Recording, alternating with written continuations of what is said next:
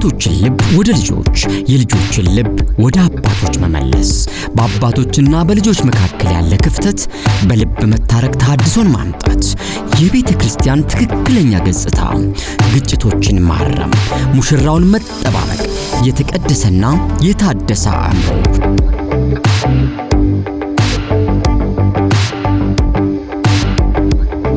በመጽሐፍ ቅዱሳዊ አተያይ በትምህርትና በውይይት ልዩ ልዩ ፕሮግራሞችን እያዘጋጀ የሚያቀርብላችሁ የዓለም አቀፍ የመንፈስ ቅዱስ ተሐድሶ የወንጌል አገልግሎት ነው።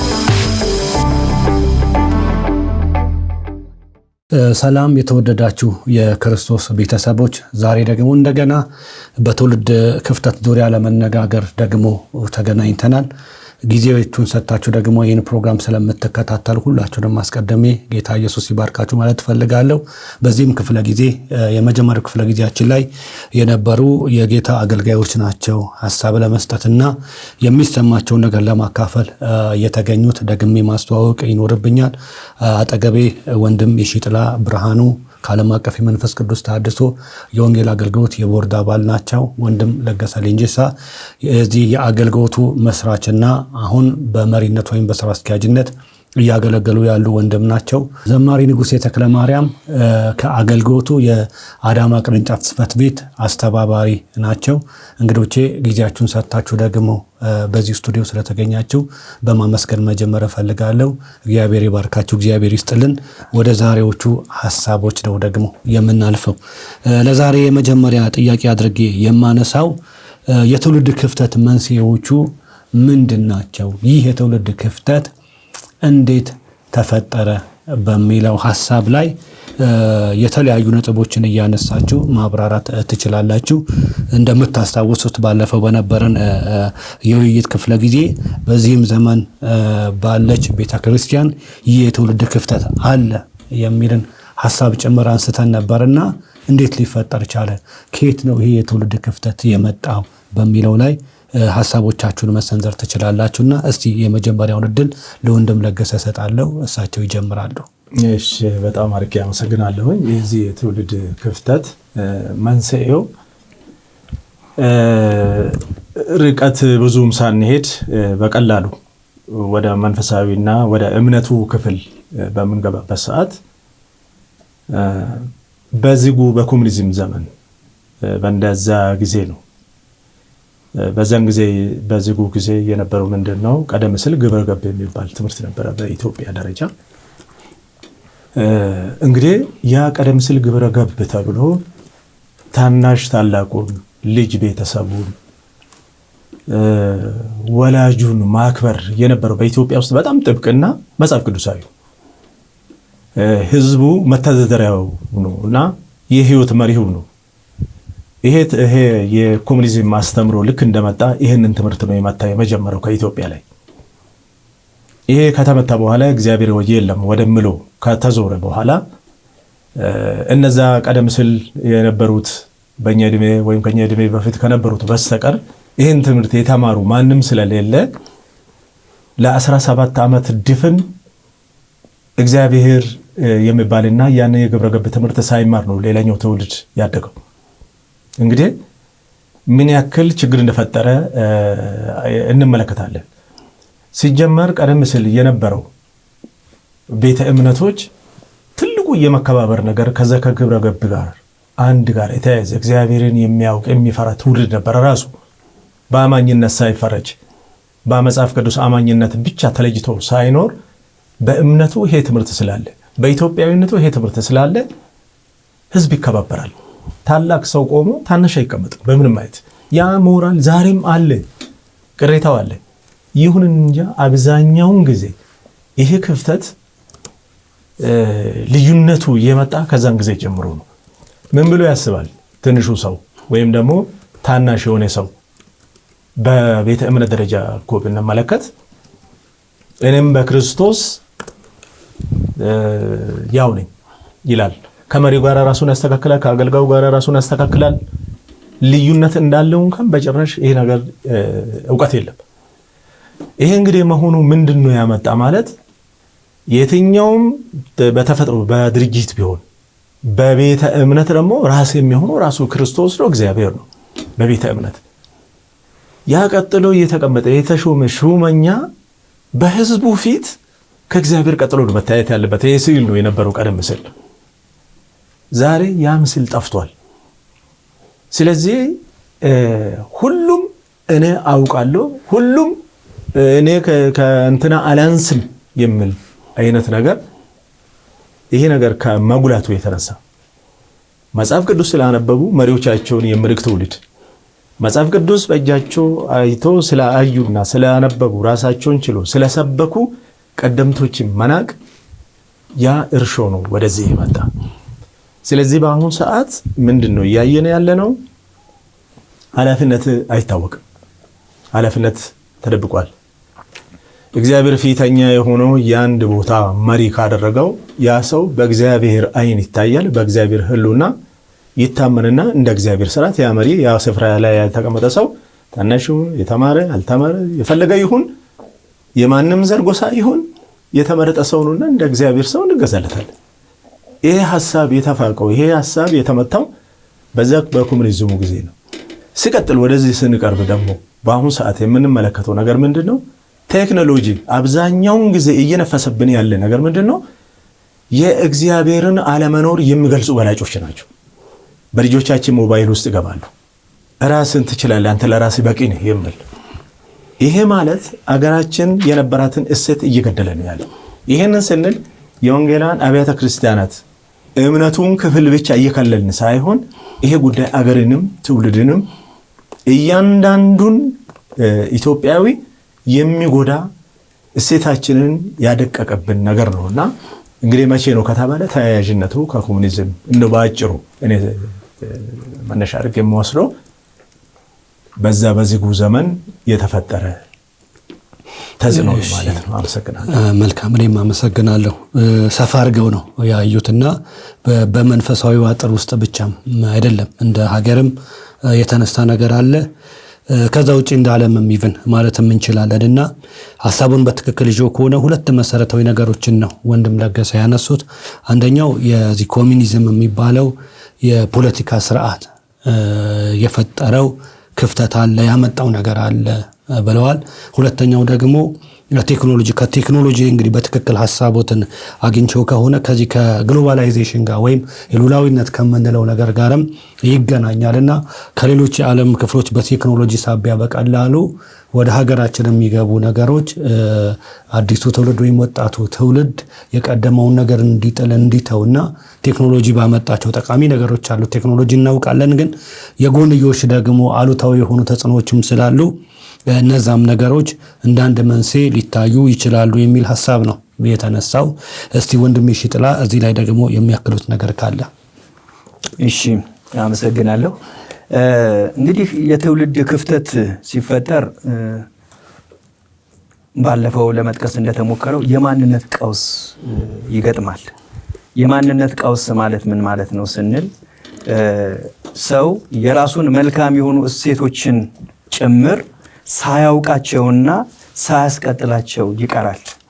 ትውልድ እነዚህን ቅድም እንደተባለው መልካም እሴቶችን ወደ ትውልድ ሳያደርስ ትውልድም በእነዛ ነገሮች ታምኖ ያንን ተግባራዊ ሳያደርግ ይቀራል። ይሄ ደግሞ ምንን ያስከትላል ስንል እንደ ቤተ ክርስቲያን የቅድስና ችግር ያመጣል። ራዕይ የሌለው ትውልድ ይነሳል። ራዕይ ባይኖር ሕዝብ መረን ይሆናል ይላል እና ራዕይ አልባ ትውልድ ይነሳል። ለምን? እነዚህ ከቀድሞ ጀምሮ ሲወርዱና በትውልድ ውስጥ አልፈው ሲገለጡ የነበሩ መልካም ነገሮችን በማጣት ትውልድ የማንነት ቀውስ ውስጥ ሲገባ የራሱ ማንነት ሳይኖረው ይቀርና ደባልና ባዕድ ነገሮችን ብቻ እየተቀበለ የራሱን መልካም ነገሮች እያጣ ይመጣል። ቅድም እንደተባለው በዘመናችን አንዱ ችግር ግሎባላይዜሽን ነው ወይም ደግሞ ይሄ ዓለም አቀፋዊነት ነው። ዓለም አቀፋዊነት ወይም ግሎባላይዜሽን መልካም ነው ማለት በሁለቱ ገጽታው ስንመለከት በአሉታዊውም በአዎንታዊውም ስናየው መፈተሽ የሚገባን ነገር ይኖራል እንጂ ለምሳሌ በአሉታዊው ብቻ ከወሰድነው መልካም የሆኑ እሴቶቹንም ልናጣ እንችላለን። በአዎንታዊ ደግሞ ከወሰድነው በጎ የሆኑ ከሌሎች የምንቀበላቸውን ነገሮችም እንደዚሁ በዚህ ውስጥ ስለምናገኝ ይሄም አንድ ችግር ሊሆን ስለሚችል ይሄ በዓለም አቀፋዊነት ወይም በግሎባላይዜሽን ውስጥ ትውልድ ከሌላው የሚቀበለውን ነገር መልካሙንና ክፉ የሆነውን ባለመለየት የራሱን ማንነት እንዲያጣ የማንነት ቀውስ የሚመጣው የራስህን ይዘህ ከሌላው በምትቀበለው መልካም ነገር ላይ ባለ አመለካከት ስለሚሆን ቀደም እንደተባለው ግብረ ገባዊ የሆነውን መልካም የሆነውን እሴት ኢትዮጵያዊ የሆነውን እሴት ትውልዱ አቶ እናያለን። ከዚህም የተነሳ ይሄ ደግሞ አንድ ቀደም እንደተባለው በቤተ ክርስቲያን የቅድስና ችግር ሆኖ ይገለጣል። በውጭ ደግሞ ግብረ ገባዊ የሆነ ችግርን ያስከትላል። በተለያዩ ማህበራዊ ኑሮዎች ውስጥ የሚገለጡ ተገቢ ያልሆኑ ነገሮችን ሁሉ ስንመለከት የግብረ ገብ ማጣት፣ ፈሪሃ እግዚአብሔርን ማጣት ቀደም እንደተባለው በኢትዮጵያ ውስጥ ህዝቡ እንዳጠቃላይ እግዚአብሔርን በመፍራት የሚኖር ህዝብ ነው። ስለዚህ የነዚህ የትውልድ ክፍተት ችግር በእያንዳንዱ ዘርፍ ውስጥ እንመለከተዋለን። በፖለቲካ ውስጥ እንመለከተዋለን፣ በማህበራዊ ህይወት ውስጥ እንመለከተዋለን፣ በተለያዩ ሴክተሮች ውስጥ እናየዋለን፣ በግለሰቦች ህይወት ውስጥ ማለት ነው። ስለዚህ ይሄ በእርግጥም ትልቅ ለትውልድ ውድቀትን የሚያስከትል ትውልድም ደግሞ ለሚቀጥለው የሚያስረክበው ነገር ሳይኖረው ያንን የራሱን የተቀበለውን መልካም ነገር እያጣ ለሌላውም የሚያቀበለው ነገር እያጣ በታላቅ አወዳደቅ ውስጥ የሚታይበት ሁኔታ ነው ያለውና በዘመናችን ይሄ ችግር እጅግ ሰፍቶና ትውልዱን ወርሶት እናየዋለን። ወንድም ንጉሴ የሚጨምሩት አለው? ማለት ጥቂት ነገር ለመጨመር እፈልጋለሁ። ምንድነው እሱ ይሄ ግብረ ገብነት የሚባለው አባባል እኛ ልጆች በነበርንበት ጊዜ ምንና እንዴት አድርገው እንዳስተማሩንና አይደለም ሌላ መንገድ ላይ እንኳን እሾክ ወይም ድንጋይ ተቀምጦ ብታገኙ አንስታችሁ ረፉ እስከመባል ድረስ ተምረ አሁን ድረስ ያልምድ ውስጥ ያለ። በዚህ ሰዓት ግን በዚህ ዘመን ግን በሴኩላሩም ዓለም ቢሆን በሌላው መንገድ ላይ ድንጋይ ይቀመጣል እንጂ መንገድ ላይ ድንጋይና ሾክ አንስቶ መሄድ ሰው የለም።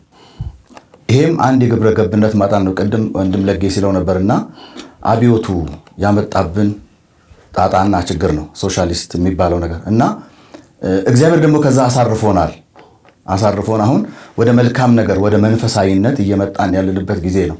ግን ያ ልምድ የቤተ እምነት ማለት አባቶች፣ አስተማሪዎች ያን ትምህርት ማስቀጠል ባለመቻላቸው የሚቀጥለውም ነገር ያው ስለነበረ ትውልዱ አሁንም እንደዛው ነው ያለው። እኔ አሁን መሆን ያለበት ብዬ የማስበው ትውልዱ በእንደዚህ አይነት መንገድ መቀጠል የለበትም። ስለዚህ ግብረ ገብነት የግድ መኖር አለበት። በግብረ ገብነት ነው መውጣት መግባት ያለብን። በቤተ ክርስቲያን በየቤተ እምነቱም ደግሞ ብንሄድ ያው ነገር ነው ተመልሶ ወደ ቤተ እምነቱም የገባው እሱ የገባው ነገር ነው። አሁንም በቤተ ክርስቲያንም እየታየ እየተገለጠ ያለው አለመከባበር ቢሆን ዛሬ ለአገልጋዩን ህዝቡ ወይም ሌላው አገልጋዩን አያከብርም፣ መሪውን አያከብርም። መከባበር የለም፣ መቀባበል የለም፣ መፈቃቀር የለም፣ አንድነት የለም። እስከምን የተነሳ ነው? ከነበረው ነገር ተነስቶ እዚህ ጋር በመድረሱ ነው።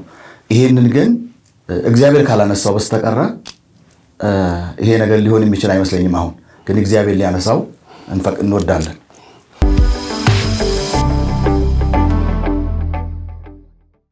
እስቲ ሁለት ሀሳቦችን ልጨምር። ሁለት ሀሳቦችን ማንሳት እፈልጋለሁ። እዛ ላይ እናንተ የምታስቡትን ወይም ልትሉት የሚገባችሁ ነገር እንድትሉ ስለመፈለግ ነው። ለምሳሌ ሐዋርያው ጳውሎስ ለጢሞቴዎስ ከተናገራቸው ነገሮች መካከል አንተ ግን በተማርክበትና በተረዳህበት ነገር ጸንተህ ኑር ካለው በኋላ ከማን እንደተማርከው ታውቃለህና ይለዋል። ስለዚህ ይሄ ነገር ወዴት ይወስዳል ማለት ነው? አስተማሪዎች ያስፈልጋሉ ማለት ነው። ትውልድ በዛ እንዲቀጥልና ይሄ ክፍተት አለብን ወይ በዚህ ዘመን ምን ትላላችሁ? መንስኤዎቹ ላይ ስለምናወራ ነው። ከዛ ውጪ ስለ መሪነት በምናወራበት ጊዜ ለምሳሌ ያው መሪዎች በየትኛውም ስፍራ ውስጥ አሉ።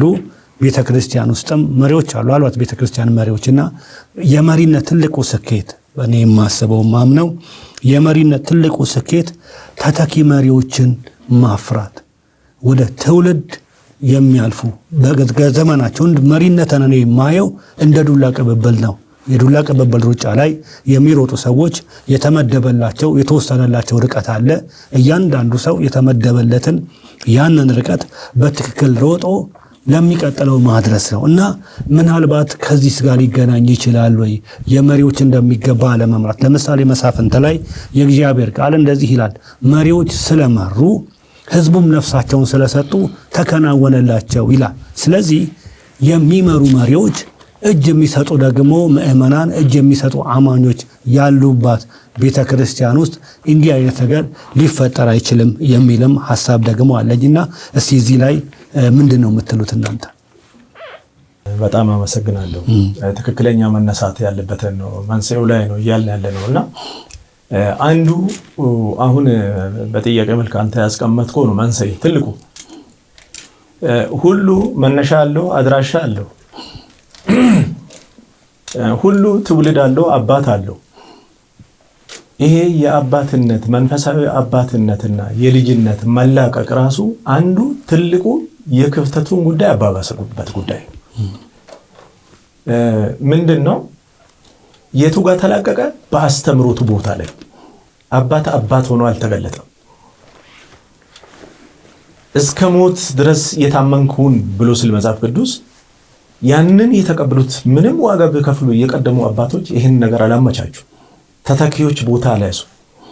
ከአባቶቻቸው ስር ቁጭ ብሎ አልተማሩ፣ እውቀትም አልሰጡ፣ አስተምሮትም አልሰጡ። አንዳንድ ጊዜ በጎ ተጽዕኖ መፍጠርም ያስፈልጋል። እሺ እስካለ ብቻ ሳይሆን ፍቅራዊ አስገዳጅነትም ሊኖር ያስፈልጋል። ከዚህ የተነሳ ለዚህ በተለያየ አይነት ቅርንጫፍ ከአባትነት እይታ ውጪ፣ ከእናትን መንፈሳዊ እናትነት እይታ ውጪ፣ ከአገልጋዩ እይታ ውጪ የበቀለ ህይወት ዛሬ ቁጭ ብለን መሬት ላይ የተዘራ ነገር ላይ ወጥተን ማውረድ አልተቻለም። ስለዚህ አንዱ በአስተምሮቱ ራሱ ክፍተት አለ። አሁን እንደምናየው ማለት ነው።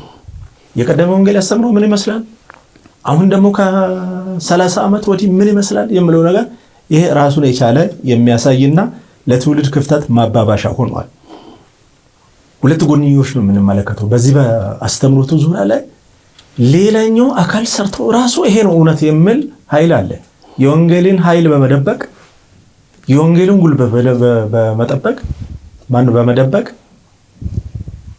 ሰዋዊ የሆኑና ሰዋዊ ፍላጎቶችን የሚሰብክ ክፍል አለ።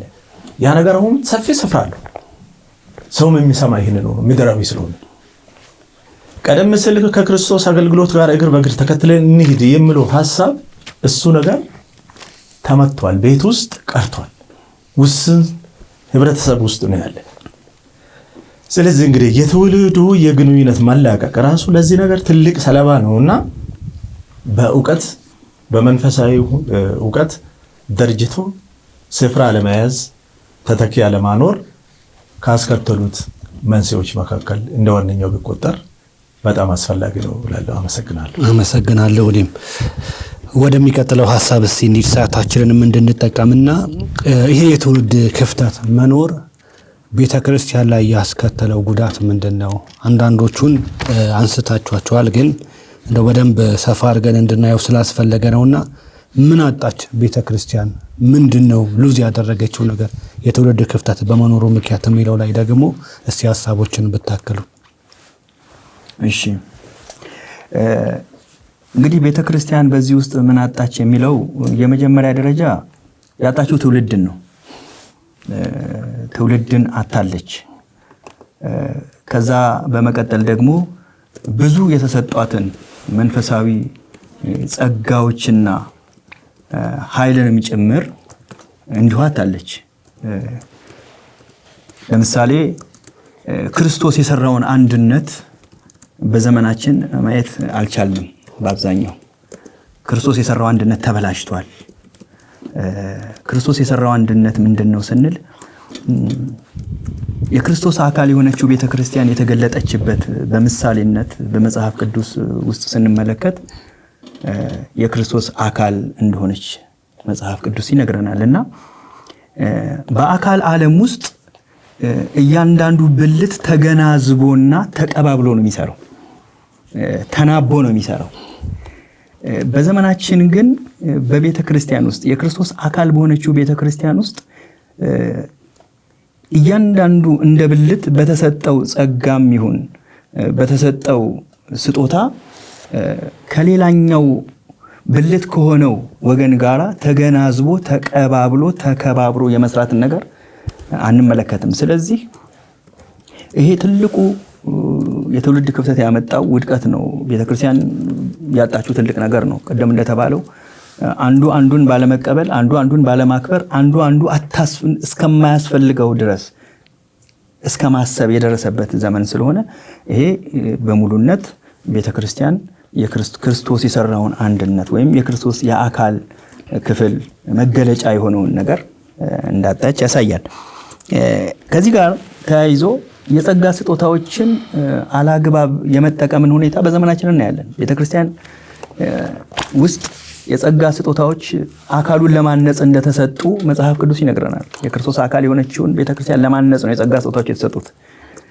ነገር ግን እነዚህን የጸጋ ስጦታዎች አላግባብ በመጠቀም ሰው ለራሱ ፍላጎት፣ ሰው ለራሱ ሐሳብ፣ ሰው ለራሱ ፈቃድ የሚያገለግልበትን ዘመን እያየን ያለ ነው እና ይሄ ራሱ አንዱ ቤተክርስቲያን ካጣችው በዘመናችን ካጣችው ትልቅ ነገር አንዱ ነው። ከዚህ ጋር አንድ ሌላ ተያይዞ የሚነሳው ምንድነው? የመንፈስ ቅዱስን አሰራር ችላ ወደ ማለትና ቅድም እንደተባለው አንድነት ሙሉ ለሙሉ እንዲሸረሸር ሆኗል። የመንፈስ ቅዱስን ስጦታ ሁልጊዜም የምንቀበለው በትህትና ነው። መጽሐፍ ቅዱስ ሲናገር እግዚአብሔር ለትሑታን ጸጋን ይሰጣል ይላል። መንፈስ ቅዱስ ለትሑታን ጸጋን ይሰጣል። በዘመናችን ግን የመንፈስ ቅዱስ ስጦታ መታበያ ሆኗል። ሰዎች የተሰጣቸውን የመንፈስ ቅዱስ ስጦታ በአግባቡ አይጠቀሙም። አንዳንዶች ደግሞ የመንፈስ ቅዱስንም አሰራር ጭምር ሲገፉ እናያለን። ይሄ ቅድም እንደተባለው ባለመገናዘብ ውስጥ እንዲህ ያሉ ነገሮች ስለሚከሰቱ ቤተክርስቲያን በዚህ ውስጥ ያጣችው ትልቅ ነገር እንደሆነ እንመለከታለን። ወንድም ንጉስ የሚጨምሩት አለ ማለት ቤተክርስቲያን ይሄ ነገር በመሆኑ ህብረት አጣለች። በአብያተ ክርስቲያናት መካከል ያለው ህብረት ተዳክሟል። አብያተ ክርስቲያናት ህብረት ከመዳከሙ የተነሳ አንዱ አንዱን መስማት አቅቶታል። ሁሉም ደስ ባለው መንገድ የራሱን ነገር ይዞ ብቻ መጓዝ ሆኗል። የመሪዎች ሐሳብ ወደ ትውልድ መራመድ አልቻለም። ጸጋ እየተገፋ ነው። ጸጋውን ቅድም እንደተባለው አላግባብ እየተጠቀምንበት ነው። ይሄን ጉዳት በቤተክርስቲያን ላይ ደርሷል። ቤተክርስቲያን ህዝቧን በትክክል መቆጣጠር እስከማትችልበት ደረጃ ድረስ ደርሳለች። ምክንያቱም ይሄ የሆነበት ምክንያት ምንድነው? ሁሉም የራሱን ነገር ይዞ ከመውጣትና ከመሄዱ የተነሳ እዛ ጋር የሆነ ነገር፣ እዛ ጋር የሆነ ነገር፣ እዛ ጋር የሆነ ነገር፣ በዚህ ምክንያት መበታተንና መለያየት ሁሉ ተፈጥሮባታል። በቤተክርስቲያን ላይ አንድነት ጠፍቷል፣ ህብረት ጠፍቷል። ከዚህ የተነሳ ይሄ በቤተክርስቲያን ላይ ጉዳት አለው። በዚህ ተጎድታለች።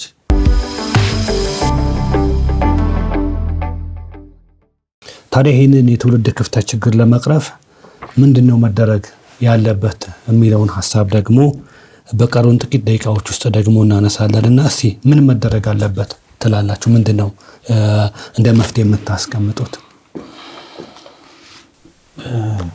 እንደ መፍትሄ ሲጀመር የመጀመሪያውንም የለቀቅነው የእግዚአብሔርን ቃል መሪነት ነው። ቤተክርስቲያን ሲጀመር በትንቢት አይደለም የምትመራ፣ በእግዚአብሔር ቃል እና በእግዚአብሔር መንፈስ።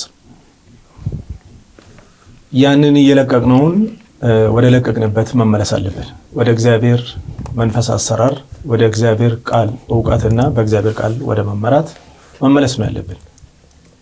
ያ የተከባበረ ትውልድ፣ ያ ፈቃቀር ይዋደድ የነበረ ያ ክርስቶስ የሰራ አንድነት በምን ምክንያት እንደፈረሰ እሱ ነገር እየገባን ስለሱ እያወራን ነው ያለነውና ያለን እድል አንድና አንድ ነው። ወደ እግዚአብሔር ቃል፣ ወደ ክርስቶስ አሰራር፣ ክርስቶስ ወደ መሰረታት ወደ መጀመሪያ መሰረት መመለስ ይገባል። ወደ ነቢያት፣ ወደ ሐዋርያት አሰራር ይገባል። ምናልባት ዛሬ ጥቅም የሚያስገኝ ጊዜን እያየን የሰው ጆሮ የሚፈልገው የሰው ልብ በትክክል የሚቀበለውን ነገር የምንሰጣቸው ነገር አደጋው ቀላል አይደለም። ህዝባችን በዚህ ጉዳይ በጣም ተጎድቷል። እስከ ጓዳ ቤት ድረስ ገብቶልናል። የሚገርመው ነገር ዛሬ ልጆች በቀላሉ ለወላጆቻቸው አይታዘዙ። የተወሰኑ ትሬጀር ደረጃ ከደረሱ በቃ አትንገሩኝ፣ ከዚህ በኋላ እኔ ራሴ ለራሴ በቂ ነኝ የሚለውን ሐሳብ ስላለ ክፍተቱ ነው። በዚህ ጉዳይ ያልተነካ የለም። ይሄንን ጉዳይ አይተን ከዚህ ጉድለት ከዚህ ጉዳት ለመዳን ለመፈወስ መንስኤ ብለን ብዬምልን የማስቀምጠው ምንድነው? አጠር ባለ መልክ ወደ እግዚአብሔር ቃል መመለስ። የተዛባ ነገር አለ፣ የተዛነፈ ነገር አለ፣ የተጨመረ የተከለሰ ነገር አለ። እሱን ትተን የግል ክብራችን ጥለን ክርስቶስ ዋጋ ወደ ከፈለበት እግዚአብሔር የልጁን ሕይወት ዋጋ ወደ ከፈለበት ወደ ትክክለኛ ወንጌል መመለስ ይገባናል። ክፍተቱ ይደፈናል። ማለፍን ሌላኛው ክፍል ትውልድ ይደፍናል፣ እኛ ግን ማጥበብ እንችላለንና ይሄ ነው ብዬ ነው ማስቀምጠው ባጭሩ። ወንድምሽትና እሺ፣ በተባለው ላይ ለመጨመር ያህል የእግዚአብሔር ቃል ሲናገር ምን ይላል? በሆሴዕ 4:6 ላይ ሕዝቤ ዕውቀት ከማጣቱ የተነሳ ጠፍቷል፣ አንተም ዕውቀትን ጠልተሃልና ካህን እንዳትሆነኝ ናቅሁህ ይላል። ስለዚህ የእግዚአብሔር ሕዝብ ከሄደበት ወይም ከፈለሰበት የሚመለሰው በእግዚአብሔር ቃል ነው እንደተባለው። ስለዚህ ወደ እግዚአብሔር ቃል ዕውቀት መመለስ አለብን። በዚህ ላይ ቤተክርስቲያን ቆም ብላ የራሷን አካሄድ የምትፈትሽባቸው ጊዜያቶች ሊኖሩ ይገባል። በዘመናችን ያለው ችግር ከውጪ ሳይሆን ከውስጥ ስለሆነ በአብዛኛው ለምሳሌ የቤተክርስቲያንን ታሪክ ስንመለከት በየዘመናቱ ቤተክርስቲያን ቆም ብላ ራሷንና አካሄዷን የፈተሽባቸውን ጊዜያቶች እንመለከታለን። የጉባኤ ጊዜያቶች ነበሩ በታሪክ ውስጥ። እነዛ ቤተክርስቲያንን በጣም ረድተዋል። ምናልባት ከውጪ በመጣባት ችግር ምክንያት የተሰሩ ጉባኤያት ሊሆኑ ይችላሉ። ዛሬ ግን ብዙ ችግር ያለው በእኛው ስለሆነ ቤተክርስቲያን ቅድም እንደተባለው የአብያተ ክርስቲያናትም ህብረት እንዳጠቃላይ ቆም ብሎ መጠየቅና ወደ እግዚአብሔር ቃል መመለስ ያስፈልጋል። ያ ሲሆን እንደተባለው ለመፍትሄ አንድ እርምጃ መቅረብ ይሆናል። ቀጣዩ የእግዚአብሔር አሰራር ስለሚሆን ማለት ነውና ይሄ ነው። ሁለተኛው ግን እግዚአብሔርን ወደ መፍራት ደግሞ መመለስ አለብን። ምክንያቱም ከትውልድ የራቀው አንዱ እግዚአብሔርን መፍራት ስለሆነ እግዚአብሔርን ወደ መፍራት ከተመለስን እግዚአብሔርን ለሚፈሩ እግዚአብሔር በቂ መልስ ይሰጣል። ስለዚህ እነዚህ ሁለቱ ቁልፍ ነገሮች ይመስሉኛል በእኔ በኩል። እሺ፣ መልካም። 3 ሀሳቦችን ነው በዚህ የውይይት ክፍለ ጊዜ ያነሳ ነው። የመጀመሪያው የትውልድ ክፍተት መንስኤዎች ምንድናቸው የሚልን ሀሳብ አነሳን። ሁለተኛ ይሄ የትውልድ ክፍተት ቤተክርስቲያን ላይ ያስከተላቸው ጉዳቶች ምንድናቸውና በመጨረሻው ደግሞ ምንድነው መደረግ ያለበት የትውልድ ክፍተትን ለመቅረፍ የሚሉ ሀሳቦችን አንስተን ከእንግዶቼ ጋር ተወያይተናል። እንግዶቼ ወደዚህ ስቱዲዮ ድረስ በመምጣት ላነሳቸዋቸው እጅግ በጣም ጠቃሚና የሚያንጹ ሀሳቦች እጅግ አድርጌ አመሰግናለሁ። እግዚአብሔር ይባርካችሁ ለማለት እፈልጋለሁ። የተከበራችሁ ተመልካቾቻችን ከዚህ የውይይት ጊዜ ጋር ጊዜያችሁን ደግሞ ሰጥታችሁ ከእኛ ጋር ስላሳለፋችሁ በጣም እናመሰግናለን። የእግዚአብሔር ጸጋና ቸርነት በያላችሁበት ከሁላችሁ ጋር ይሁን። በጌታ በኢየሱስ ስም አሜን።